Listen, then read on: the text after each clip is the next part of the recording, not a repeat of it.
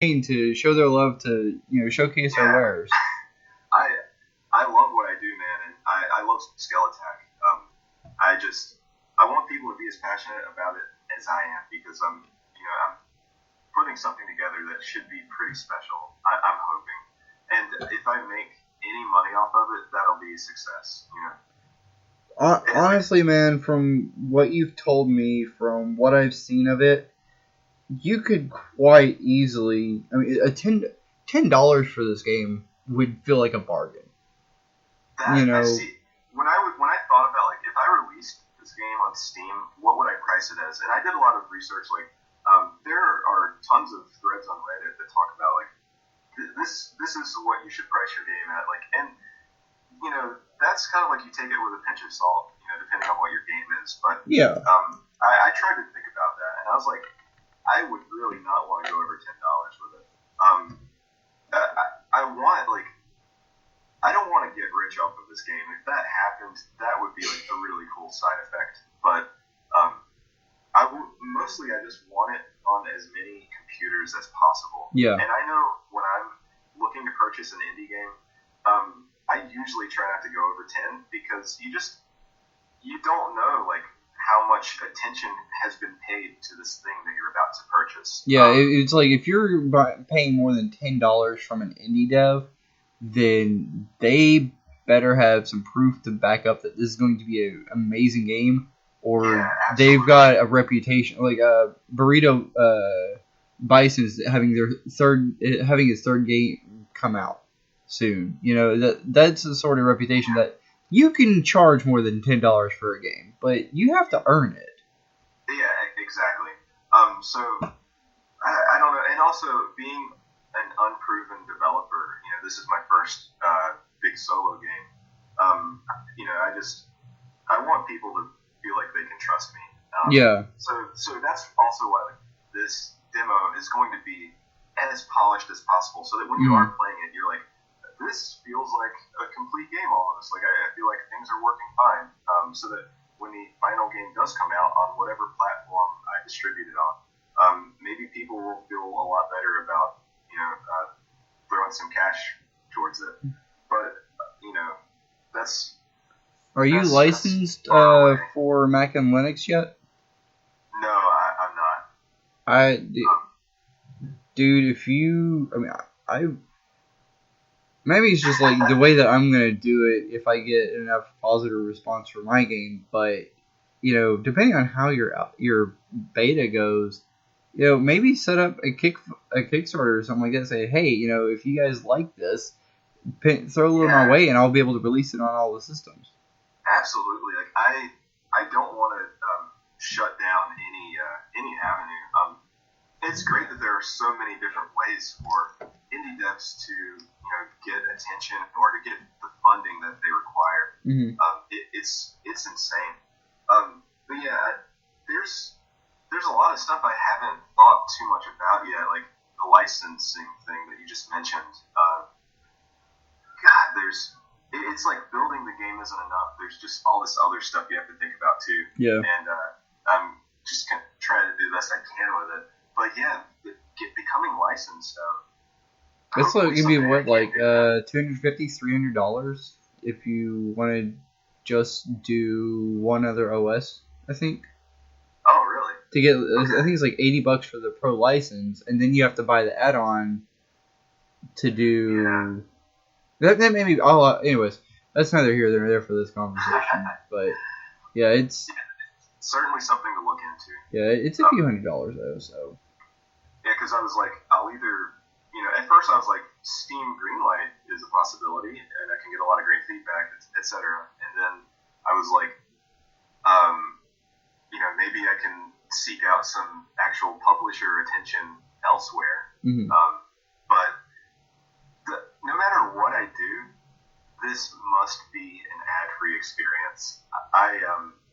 The games that I do that I get paid from, my day job, we are able to release them for free because they contain ads. Yeah. And, say what you will about them, like, we try to keep them as non-invasive as we can. Mm-hmm. But it does generate income. But with Skeletak, no ads. I don't care what anybody says. No ads. I don't want anything popping up that's going to pull people out of the experience. Dude, that I respect you on both ways, honestly, because ads, if done properly, are no big deal. But it's always nicer to just have a game that you can get completely immersed in and not have that break in continuity. Yeah, no matter how small. Like, I mean, if Coca-Cola contacts me and they want me to do some ad placement, I will throw a Coke inside the dungeon somewhere. But do it. Do it and see if they throw some money your way afterwards. Oh man, yeah, just contact them after the fact. But yeah, this has been a lot of fun, man. I appreciate you giving me this platform to talk about my work. I'm glad you've been on here, man. Yeah, absolutely. And yeah, if you ever want to do this again, just let me know. I'll be glad to talk your ear off for a little while. Dude, I had no idea. Like, I looked over some of your stuff. I watched the videos. You know, I've seen your stuff on Twitter, obviously. And I was like, this is all interesting, but I don't really know where to take this conversation, and you've just handled it amazingly. You were like your own press representative here, man. Man, it was funny. Like, I've been kind of freaking out about it quietly all week. You know, since you invited me to come on the podcast, you know, I would kind of like take a shower in the morning and be like, what if he asked me this? Or what if he said something that I don't agree with? Like, oh, what do I? All right, just be cool, man. We can do this. But no, I always find, like, when I get to talk about my passions, like, everything I was worried about just goes away, and I just get to go crazy, you know, talking about these silly little drawings that I've made on the computer, and it's always a good time. Yeah. I am very appreciative of it. Well, guys, I guess that's going to wrap it up. This has been Cajun Coding with my guest, Dave Stanley, today. Talking a little bit about his life as both a career developer and an indie developer with his upcoming game, Skull Attack. I will have descriptions. Descriptions. Blah, blah, blah, blah, blah. Dude, you are way more articulate than I am, I swear to God. And I'm the host. This is sad. But, no, I'll have links in the description to his work, his day job stuff, and his independent development stuff. Everything that he sent me. So, I hope everyone enjoys. Any final words, man? No, man. Just anyone who is looking to make their game or is currently making a game, just be real with yourself and don't. See, now I'm terrible with words. Yeah, don't succumb to feature creep.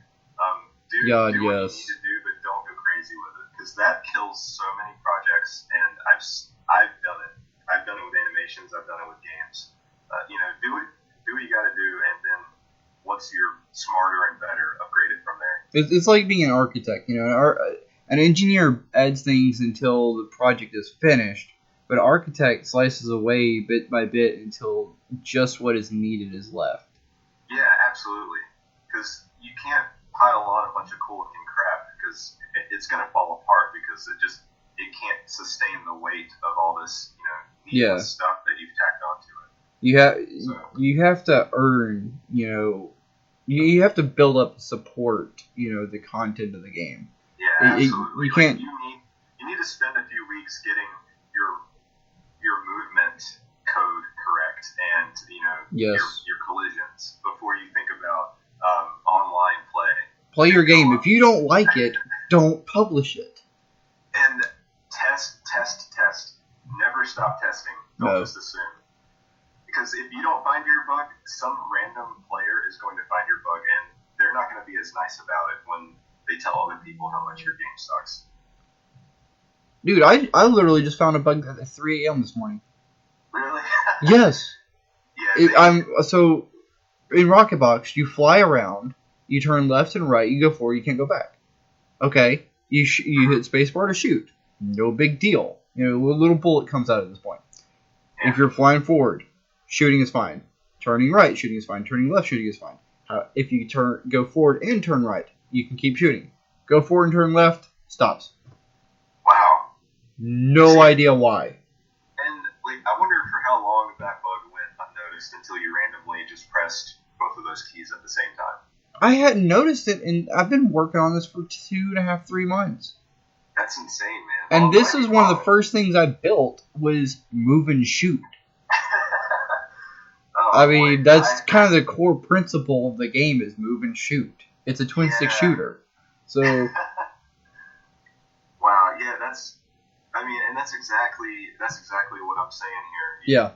You really need to, like, don't just assume that everyone's going to play by the rules. Like, you need to try to break your own game on almost a daily basis. If your mom cannot play games because she breaks them instantly, make her play it.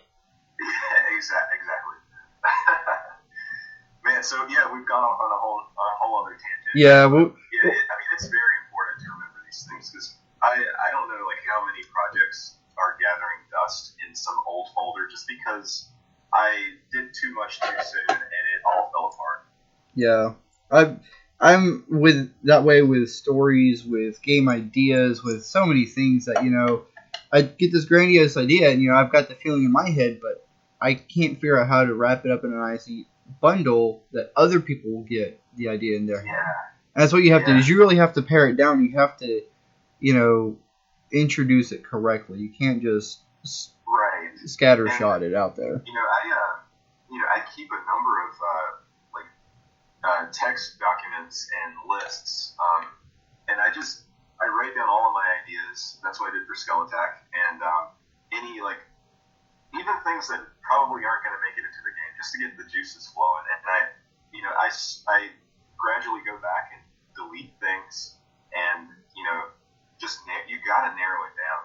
And I keep lists, and I keep a spreadsheet on Google Spreadsheets actually, and I love it. I recommend it to anyone that is looking to keep track of their progress. And I color code every box that I complete, and it's just a really good way to just not feel like you've got the weight of the world on your shoulders. I can actually see from week to week, like, wow, I'm actually getting closer to releasing this demo, and it feels really good. So now that we're about 10 minutes past the initial sign-off that we started to do. Whoops. Yeah, my final word, and this is it. Be cool and don't do drugs. Make good choices. Make fun games that I want to play. There you go. Make fun games that you yourself want to play. Exactly. There you go. That is it. That's going to be our slogan. How to, meeting people that make games they want to play. There you go. Exactly. All right, man. Dude, you're going to be a recurring guest. Don't worry. I don't know how often, but you are going to be a recurring guest probably at least once you hit your final release. I guarantee that. So. Man, sounds great. Just send me a message on whatever platform you want, and we'll get this set up again. I had a lot of fun today, man. I appreciate it. Yeah. I'm gonna be doing weekly episodes if I can get my ass in gear and start contacting people. So if nothing else, I'll if I don't fail to schedule someone, I'll call you. That sounds good, man. Thank you. All right, everybody, we're signing out. Have a good week. Take it easy.